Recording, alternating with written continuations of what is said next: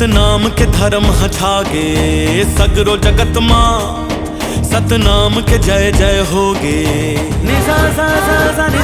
हाँ चारों डहर माँ, सतनाम के धर्म हछागे सगरो जगत माँ, सतनाम के जय जय होगे। स्वाभिमानी राजा गुरु बालक दास, हम सबला जगाए उपकारी राजा गुरु बालक दास, समानता ला बताए हितकारी राजा गुरु बालक दास।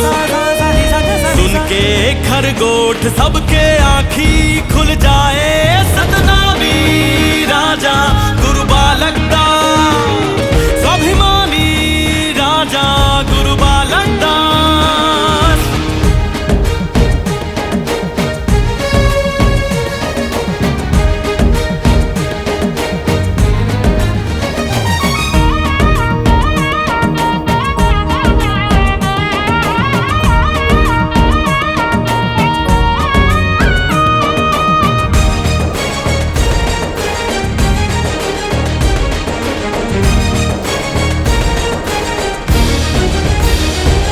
सतनामी बघवा सतनाम बर मार ही औ मर जाही, मार ही औ लड़ मर जाही।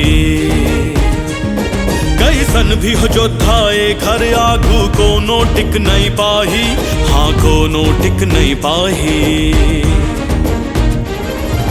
क्रांतिकारी ये न्याय बर लड़ जाही, वीर प्रतापी अन्याय बर भिड़ जाही।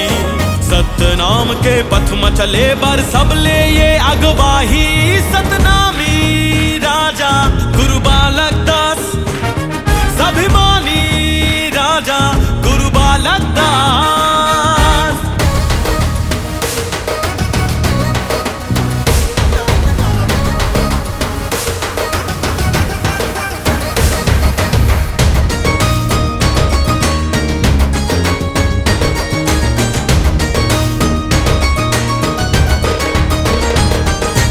अपन अधिकार मिले सबला, ऐसन प्रण हावे खर, ऐसन प्रण हावे खर। मिटा के रखही कुपर थाला, दिखाही अपन तेवर, दिखाही अपन तेवर। हाँ ऊंच नीच औ भेदभाव ला मिटाही, ये सतनाम के रंग माँ सबला रंगाही। ये भुइयाला पावन औ सतनाम मैं बनाही,